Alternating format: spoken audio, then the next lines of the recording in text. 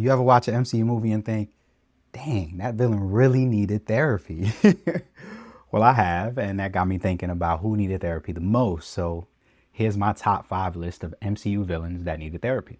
What's good, beautiful people? It's your boy, Chrislin Logue, and I'm your new favorite therapist. Welcome to the channel. I appreciate you spending your time with me. I'm a therapist, and here I break down mental health themes and topics from movies, TV shows, and other aspects of pop culture. Hopefully, you find something intriguing enough to like, subscribe, comment, and share with others who might find it intriguing. As I mentioned, I've watched MCU movies and thought the villain really should go to therapy.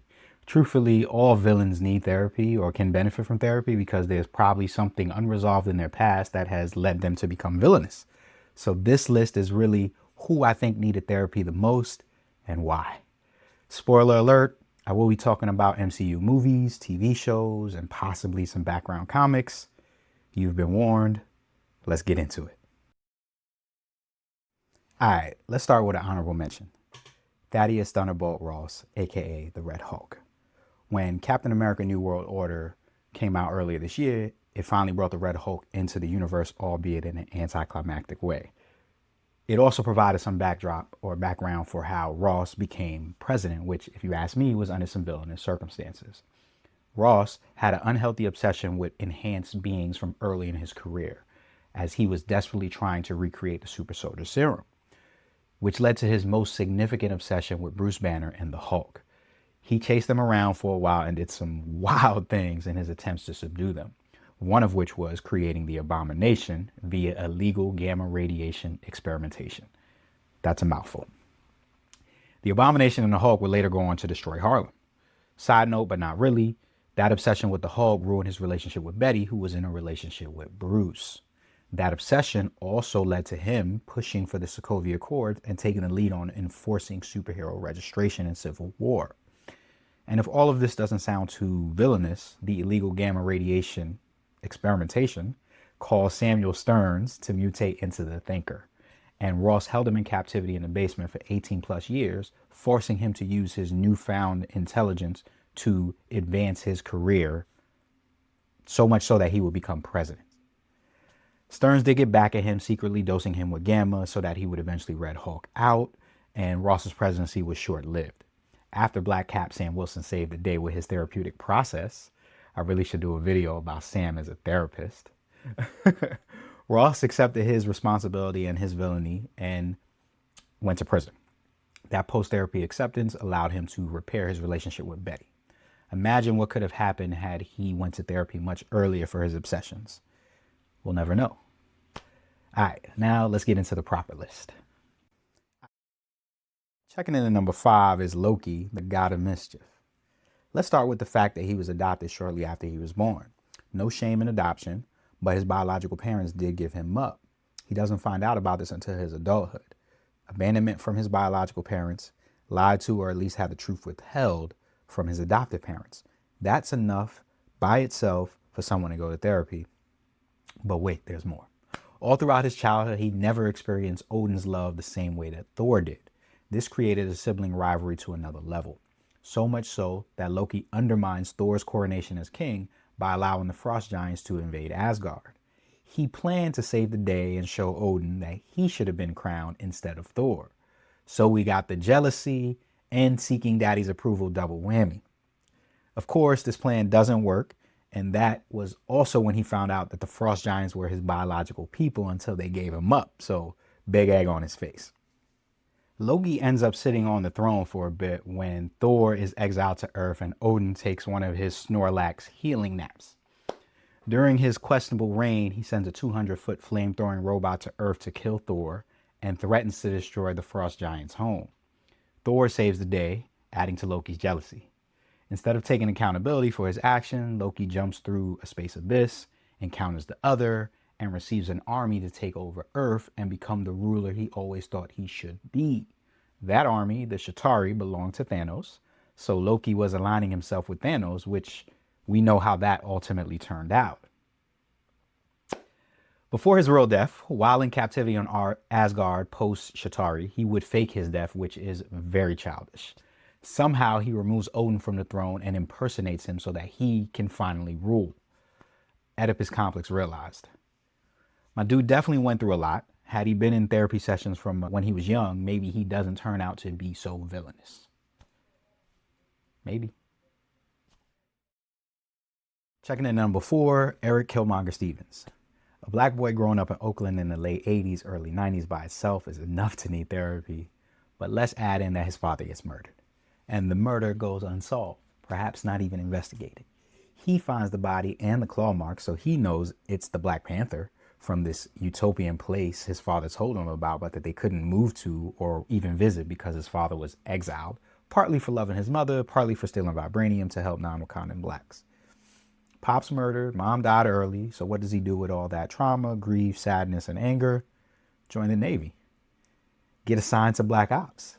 Become so great at killing that he earned the name Killmonger. We saw all those notches on his skin. He caught a lot of bodies, one of which was his romantic partner, who he killed to ensure he got into Wakanda, even though he probably didn't need to kill her. Oh, and when he gets to Wakanda, talk about being a disruptor. He challenges T'Challa for the throne, in the process kills his cousin and ascends the throne in the flyest cardigan I've ever seen. Super jealous. First order of business as new king of Wakanda and Black Panther, destroy all the heart-shaped herbs so no one else can have this type of power, wiping out hundreds of years of tradition, history, and work. Second order of business, provide black folk around the world with vibranium weapons so that they can fight white supremacy, which in theory is not the worst idea, but in implementation might have turned out very poorly. T'Challa, who is not dead, pops back up just as this plan is about to kick off, which causes a civil war.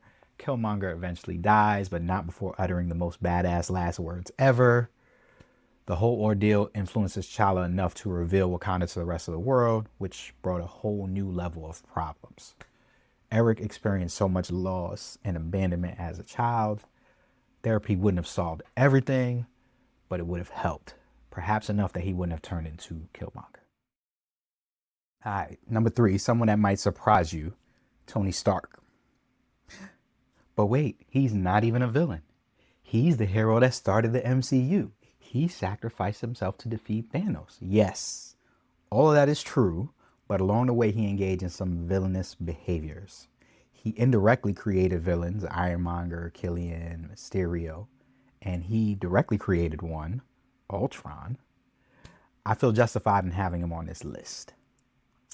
To provide more evidence, let's start with the fact that he literally developed weapons of mass destruction, one of which was used in Sokovia in an incident that killed young Wanda and Pietro Maximoff's parents, causing them to eventually team up with Ultron and seek revenge against Stark. More on that in a bit. As a kid, Tony never got his dad's approval, or even love for that matter, so that pushed him to go hard seeking that approval, which it's cool when it helps you get into MIT at an early age. It's cool when you need to create a iron suit out of a box of scraps, but it's not cool when you create Ultron. After the attack on New York, Tony had major PTSD, which, save for a pseudo-therapeutic dump on Bruce, went untreated. That PTSD mixed with that constant search for approval led to him feeling that he needed to create a suit of armor around the world, which is not a bad idea, but it became one when the AI leader for that legion morphed into Ultron. Ultron nearly dropped a vibranium meteor on Sokovia. Of Sokovia, on Sokovia. Anyway, it would have blew up the whole world. That obviously would have been very bad, and Tony would have been the mastermind behind it all. Side note, yet another reminder that AI will become sentient and cause harm. Just for the record. Anyway, Tony felt in some deep guilt after all of that, so much so that he decided to side with Ross on the Sokovia Accords. That split the Avengers up, which, if you think about it, actually makes him the true villain of Civil War, not Baron Zemo. And we know how the split up Avengers did against Thanos the first time. Of course, all of Tony's faults were forgiven when he figured out how to time heist the Infinity Stones and beat Thanos the second time. But I think it's important to remember his villainous behavior, most of which could have been prevented had he been in therapy for the daddy issues, the PTSD, or any of the various guilts. All right, number two, Thanos, the Mad Titan. I will start by saying I actually love me some Thanos. I think he's damn near the perfect villain. He's certainly one of my favorite villains in history, along with the Night King and the Joker. But that's another video for another day. Even with my love for Thanos, I don't align with the Thanos was right crew. My man was definitely wrong. He needed therapy, not the Infinity Stones. Let me explain. First of all, he was born with a deformity that made him an outcast and led to him being bullied as a child. His tough childhood got tougher when one day he realized that there wasn't as much food on his plate as there had been previously, and he began to worry that it will get worse. From his vantage point, there weren't enough resources for the overpopulation and something had to be done. Genocide was his answer. That made him a legitimate outcast when the elders of Titan banished him. This put a big chip on his shoulder, and he felt like he had to prove them all wrong. When Titan later met its demise, that validated the need for his plan. So he traveled the universe to compile the Infinity Stones so he could actualize his plan. He kills half the population on every planet he visits. One of those planets, he adopts Gamora, more like, hey, I killed your parents, so I'm going to kidnap you and call you my daughter. Maybe he did something similar with Nebula. He adopts or enlists other villains to help collect the stones, the Black Order, Ronin, Loki. Anyway, he trains his daughters to be assassins, which puts him in the running for Father of the Year with Ra's al Ghul, Big Daddy, Hannah's dad, and Leon the Professional. Well, that last one was more of a father figure, so maybe he doesn't count. Anyway, as part of the assassin training, he had the sisters fight each other. He would install machinery in Nebula every time she lost. Now that sounds torturous. Oh wait, he actually did torture her to get the whereabouts of the Soul Stone. When he finally gets that information, he goes to Vormir and he ends up sacrificing Gamora, who he loved. When he gets to Earth for the Mind Stone, he sees Wanda destroying the stone and killing Vision, someone she loved. Not that he knew that. He says, that's cute. I'm just going to turn back time and take the stone myself, thus killing Vision again. That had a whole set of consequences. A bit more on that later. He snaps half the universe from existence, and then he goes to relax on a farm like he said he would. I can see why and how he became so convicted in his plan. Now that I think about it, he displayed some big narcissist energy. I just wish that he had went to therapy at an early age so that he could uncover some alternatives that wouldn't result in half of the universe being dusted. Maybe like creating more farms. Number one, Wanda the Scarlet Witch Maximoff. When Wanda jumped on the scene, she was a villain. Years after her parents died due to a Stark missile, she and her brother Pietro volunteered to be experiments on by Hydra in the hopes of getting back at Stark one day. If we're looking at a villainous origin story checklist, unreconciled grief, check. Anger, check. Trauma, check, check. No one else survived those experiments, so you know they had to be traumatic. In her first fight with the Avengers, she only messed with Tony's mind, causing him to see all the Avengers dead, which accelerated the Ultron program and the suit of armor around the world plan.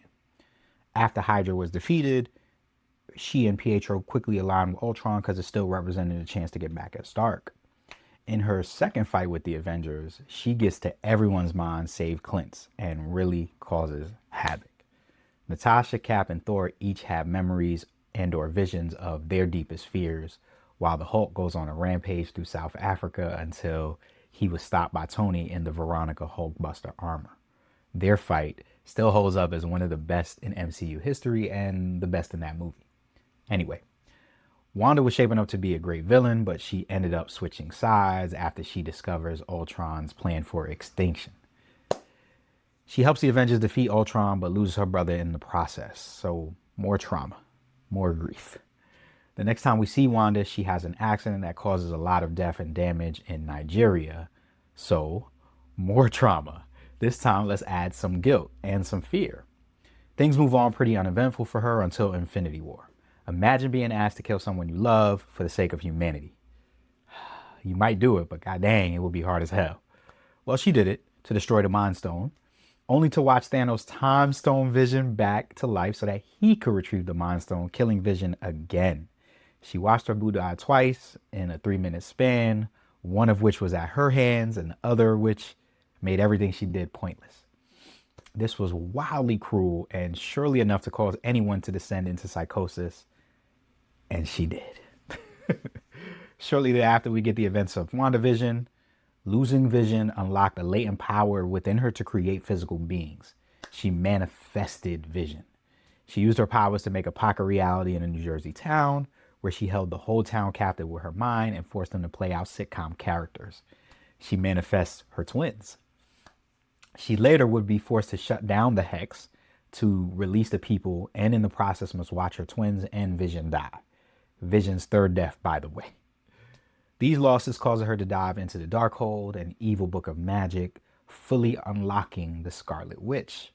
While studying in the Darkhold, she hears her twins calling out to her from a different universe and decides she's going to travel the multiverse to find them, which is cool, I guess.